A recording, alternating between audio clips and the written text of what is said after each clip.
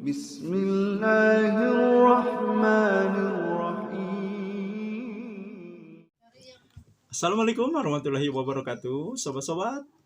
Kita bersama lagi di channel saya dalam dakwah Islam pencerahan.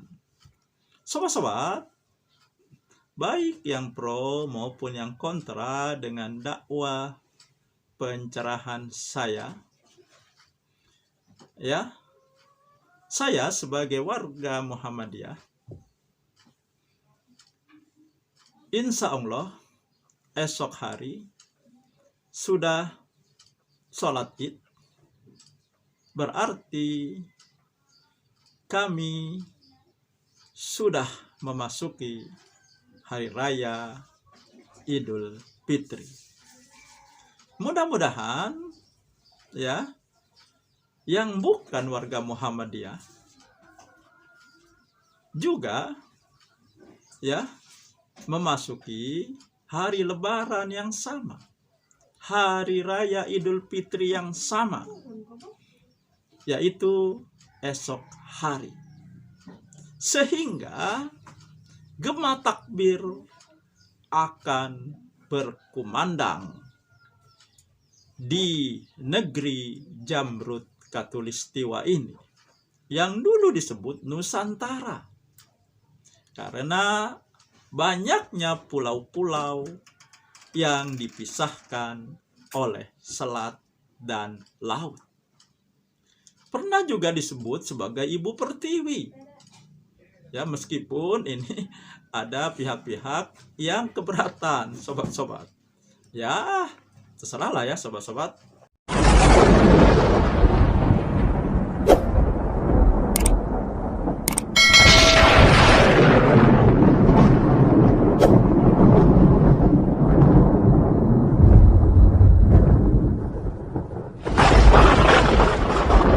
Nusantara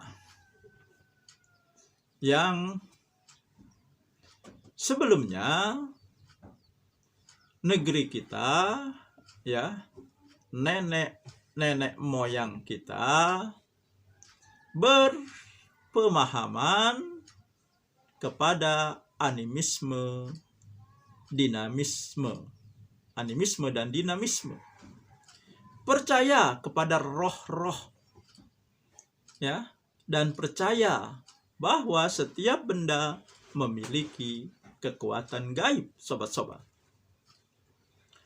Kemudian karena bersentuhan perdagangan, ya, ketika itu banyak mengambil jalan darat, masuknya orang-orang India, ya, karena transaksi perdagangan ke Nusantara, dan mereka juga membawa budaya mereka dan juga tentunya agama mereka, sobat-sobat. Maka ya, nenek moyang kita, pendahulu-pendahulu kita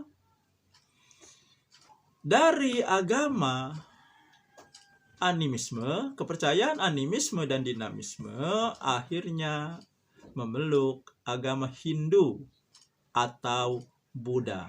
Tapi yang mayoritas adalah Hindu, sobat-sobat. Ini dibuktikan dengan penemuan candi-candi yang hampir sebagian besar adalah candi-candi peninggalan dari kebudayaan agama Hindu. Yang kita tahu, candi Buddha itu yang terbesar atau cuma satu-satunya barangkali, sobat-sobat, yaitu Candi Borobudur, di mana di situ ada stupa,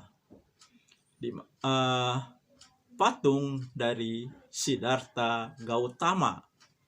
Nah, kemudian seiring berjalannya waktu, seiring perkembangan yang mempengaruhi dunia, lagi-lagi melalui perdagangan, tapi kali ini ya melalui juga jalan laut. masuklah ya pengaruh agama Islam. Nah, akhirnya penduduk Nusantara banyak juga ya beralih kepada agama Islam ini. Meskipun masih ada yang bertahan dengan agama lama, yaitu agama Hindu. Nah, kemudian kita kenal ya pendakwah yang disebut dengan Wali Songo. Ya. 9 wali, sobat-sobat. Ya, mereka berdakwah. Dan wali ini ternyata terbagi 2 kutub, sobat-sobat. Kutub yang pertama, dakwah ya dengan murni, dengan kemurnian tanpa ada embel-embelnya. Kutub yang kedua, berdakwah tetapi ada embel-embelnya. Artinya dia memadukan dakwahnya dengan tradisi yang ada ketika itu. Memang yang akhirnya kutub kedua ini yang memadukan antara Islam dengan tradisi, bahkan dengan keyakinan Hindu yang dikenal dengan sinkretisme, ini lebih berhasil, sobat-sobat. Pengikutnya memang lebih banyak karena mereka moderat, tidak keras seperti kutub yang pertama yang menafikan ya apapun yang di luar Islam mempengaruhi agama ini, sobat-sobat.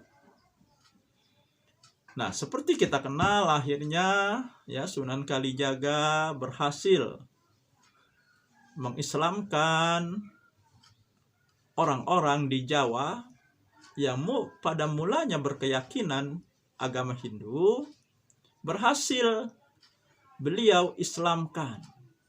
Ya, dengan cara apa? Dengan cara memadukan tradisi ketika kematian orang-orang Hindu dipadukan dengan ajaran Islam. Ya, yang kita kenal dengan nama tahlilan, sobat-sobat. Ya. Namun sobat-sobat, Sunan Kalijaga melakukan ini bukan tanpa pertimbangan. Ya. Dan ini pun juga sudah ditentang oleh Sunan Ampel. Karena takut ini akhirnya menjadi bid'ah. Dan sekarang kan terbukti, sobat-sobat ya. Nah, Sunan Kalijaga ya memberikan argumentasi ketika ya Sunan Ampel keberatan, yaitu katanya kalau mereka nanti Islamnya sudah kuat, mereka sudah tahu bahwa ini bukan dari ajaran Islam, atau tahlilan ini bukan dari ajaran Islam, akan ditinggalkan. Atau ada orang lain yang akan meneruskan dakwah ini. Artinya sobat-sobat, ya, apa yang dilakukan oleh Sunan Kalijaga itu hanya sementara. Hanya metode, hanya cara untuk menarik ya orang yang beragama Hindu ke dalam Islam. Akan tetapi setelah mereka Islam, mereka harus meninggalkan ya amalan yang menjadi sarana mereka masuk Islam, yaitu tahlilan tadi, sobat-sobat. Ya. Namun ya dakwah Wali Songo belum selesai, akhirnya masuk Belanda ke negeri kita yang ingin menguasai, ingin menjajah negeri kita. Akhirnya para wali pun sibuk berperang melawan Belanda. Dakwah akhirnya ya tidak berlanjut tentang masalah ini, dan mereka pun akhirnya wafat. Dan prosesi peringatan kematian ini, prosesi tahlilan ini yang dimaksudkan oleh Sunan Kalijaga bersifat sementara, akhirnya menjadi permanen, bahkan dibela mati-matian, menjadi perbincangan klasik, perdebatan klasik sampai hari ini, dan belum menemukan titik temu. Sobat-sobat, kenapa belum menemukan titik temu? Karena berbedanya rujukan dari yang menolak dan yang mendukung. Yang menolak mengembalikan kepada Al-Quran dan Sunnah Nabi. Adakah amalan tersebut perintahnya di Al-Quran? Adakah amalan tersebut pernah dilakukan Nabi, istri Nabi, para sahabat? Sementara yang mendukung mengikuti ulama. Nah, disinilah perbedaannya. Sebenarnya kalau dikembalikan kepada Al-Quran dan Sunnah Nabi, selesai. Ya, kan jelas. Ya, saya berulang kali sobat-sobat menyampaikan surat An-Nisa ayat 59.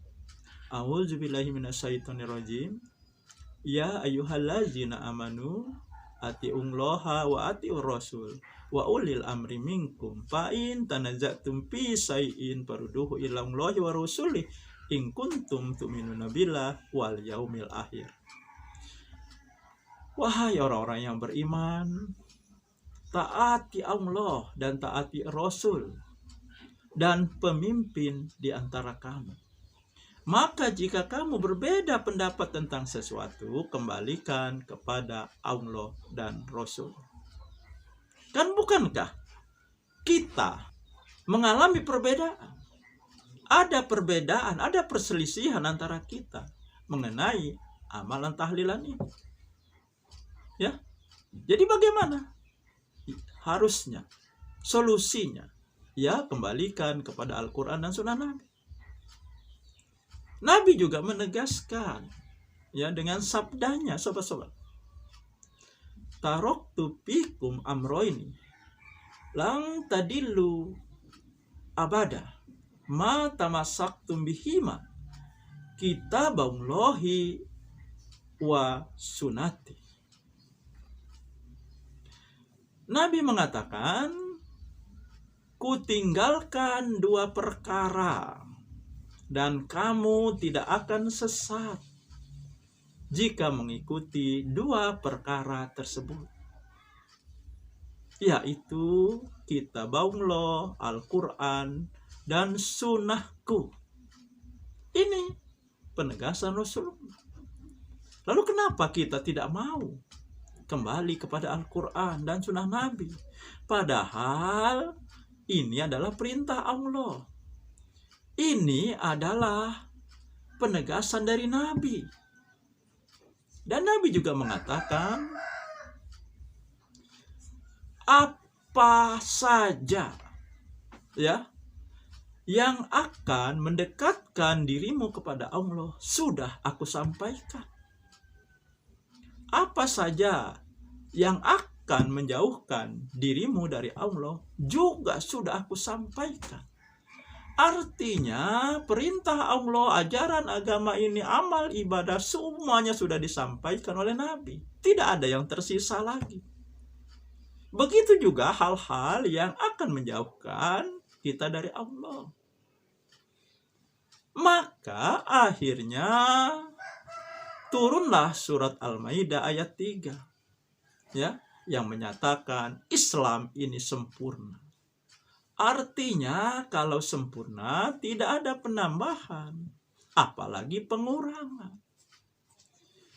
Setelah turunnya ayat tersebut, Nabi diwafatkan. Berarti tugas beliau paripurna, sobat-sobat. Tugas beliau selesai tuntas. Jadi kalau ada amal ibadah yang menyelisihi sunnah Nabi, tidak menganjurkan dengan sabdanya yang disebut sunnah qauli, perkataan Nabi. Nabi juga tidak mencontohkan, tidak melakukan. Inilah yang disebut sunnah fi'li. Dan Nabi juga tidak pernah menemukan ada sahabatnya atau istrinya atau katakanlah siapapun di zaman Rasulullah mengadakan acara tahlilan. Nabi melihatnya, kemudian Nabi diam saja. Artinya Nabi setuju. Inilah yang disebut sunnah takriri. Nabi mendiamkan, melarang tidak, menganjurkan juga tidak. Artinya ini tidak apa-apa dilakukan. Tapi tidak ada. Karena di masa Nabi tidak ada yang melakukan itu. Sobat-sobat, dari fakta ini sebenarnya jika fakta ini ditarik keluar, maka menggugurkan, membatalkan seluruh argumentasi, seluruh dalil maupun dalih maupun alasan yang melegalkan mengadakan acara tahlilan, sobat-sobat. Tetapi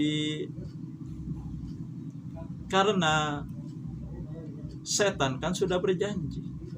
Setan tidak senang kalau orang beriman semua. Maka setan ketika diusir oleh Allah karena dia menolak perintah Allah untuk bersujud kepada Adam. Kan setan ini, iblis ini minta tangguh kepada Allah, minta diberikan waktu. Untuk apa? Untuk berusaha bagaimana menyesatkan keturunan Adam, sehingga katanya sedikit yang beriman kepada Engkau. Dan dengan kemahabesarannya Allah mengizinkan iblis untuk melakukan seluruh tipu daya yang akan mereka lakukan dengan mengerahkan seluruh bala tentaranya menyesatkan keturunan Adam. Ada senjata iblis yang paling ampuh. Apa? Yaitu bid'ah, sobat-sobat. Ini yang paling ampuh. Kenapa? Karena kalau perbuatan dosa, perbuatan maksiat, orang sadar ketika melakukan perbuatan maksiat, ketika mereka berjudi, ketika mereka berzina, ketika mereka berbohong, ketika mereka meminum minuman keras, meminum khamar, mereka sadar, mereka tahu itu perbuatan salah, itu perbuatan dosa. Dan bisa saja suatu saat diberi hidayah oleh Allah, mereka meninggalkan perbuatan maksiat tersebut. Mereka bertobat. Karena setiap dosa yang kita lakukan selama napas kita masih, ketika kita minta ampun kepada Allah, Allah akan mengampuni. Disinilah yang membuat iblis dan bala tentaranya putus asa menggoda keturunan Adam. Sudah capek-capek menggoda mereka sehingga mereka masuk dalam perangkap iblis. Ketika mereka sholat, mereka minta ampun, istighfar, Allah mengampuni. Itu perbuatan dosa dan maksiat. Orang masih mungkin bisa sadar, sobat-sobat. Tetapi perbuatan bid'ah ini sangat sulit. Karena perbuatan bid'ah ini baik. Ya. Di anggapan manusia ini baik. Kenapa? Ya. Mengucap la ilaha illallah tidak boleh. Kenapa baca Yasin tidak boleh? Baca Al-Quran tidak boleh. Ini kan baik. Ya, baca Quran itu baik. Baca Yasin itu baik. Tahlil itu baik. Akan tetapi ketika dikemas dengan satu acara yang namanya tahlilan, maka disitulah masalahnya. Kenapa? Ya karena Rasulullah, istri Rasulullah, para sahabat tidak pernah melakukan hal itu. Nah, karena ini dipandang baik, ya, akhirnya mereka tidak sadar bahwa mereka melakukan perbuatan dosa, perbuatan salah, perbuatan sesat. Ya, karena yang mereka rasakan berbuat baik dan mereka beranggapan ini berpahala. Ditambah didukung oleh ulama dan ustadz mereka yang memberikan dalil-dalil yang semuanya ya dalil cocok logi, dalil ngepas-ngepasi, dan dalil akal-akalan. Kembali, kalau ditarik satu fakta saja, ya, Nabi, istri-istri Nabi, sahabat Nabi tidak pernah melakukan tahlilan ketika ada yang meninggal, sobat-sobat. Ya, Khadijah meninggal, apakah Nabi melakukan tahlilan? Ya, Nabi Muhammad meninggal, apakah sahabat melakukan tahlilan? Jawabannya adalah tidak. Ya, semoga saja sobat-sobat di penghujung Ramadan ini, ya, sobat-sobat yang selama ini kontra dimanapun berada dengan dakwah pencerahan saya, diberikan hidayah oleh Allah untuk terbuka pikirannya, terbuka hatinya, jernih pikirannya, lembut hatinya, sehingga bisa menerima nasihat kebaikan yang berdasarkan Quran dan sunnah Nabi, sehingga diberi hidayah oleh Allah untuk diberi kekuatan meninggalkan amalan bid'ah, amalan TBC, tahayul, bid'ah, dan khurafat. Dan perlu saya sampaikan sobat-sobat semuanya, terutama yang kontra, dakwah pencerahan saya ini bukan didasari kebencian saya, bukan didasari oleh antipati saya kepada ya sobat-sobat yang kontra. Bukan. Ini semua adalah karena kewajiban saya untuk menyampaikan seperti yang dikatakan Rasulullah, balighu anni walau ayah. Sampaikan meskipun satu ayat. Sampaikan, katakan walaupun itu pahit, sobat-sobat.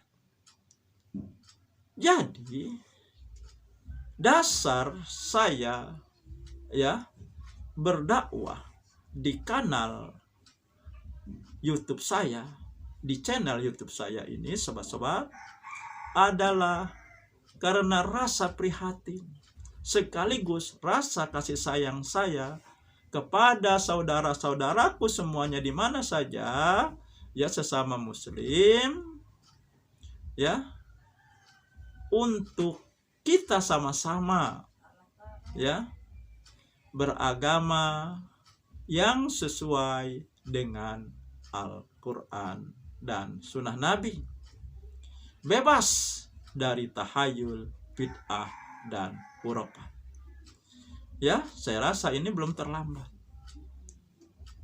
Jangan lagi kita berspekulasi.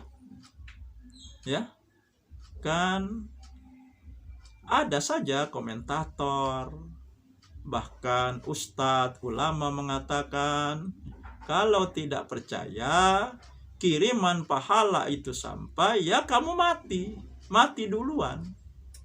Nanti kami kirimkan pahala, kami tahlili. Ya. Nah, kalau tidak sampai, balik katanya. Ini kan jawaban dagelan, sobat-sobat. Ya.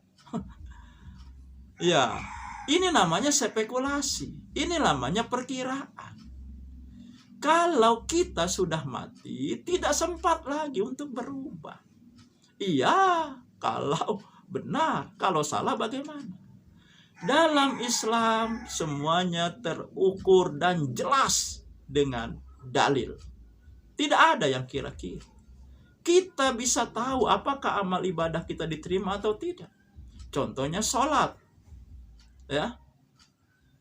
Orang sering mengatakan, yang tahu sholat kita diterima atau tidak itu Allah. Tidak, sobat-sobat. Kan? Al-Quran sudah memberikan pedomannya. Ya, di firman Allah kan, di surat Al-Ankabut ayat 45, sobat-sobat. Ya, inna sholata tanha anil fahsai wal munkar. Sesungguhnya sholat mencegah perbuatan keji dan mungkar. Artinya orang yang sholat, dia akan meninggalkan perbuatan keji dan mungkar. Dia tidak akan melakukan itu. Ya, perbuatan keji itu perbuatan yang didorong oleh nafsu syahwat. Perbuatan mungkar adalah yang diingkari oleh hati. Berbohong itu mungkar. Berzina itu perbuatan keji. Korupsi, maling, menipu itu perbuatan mungkar.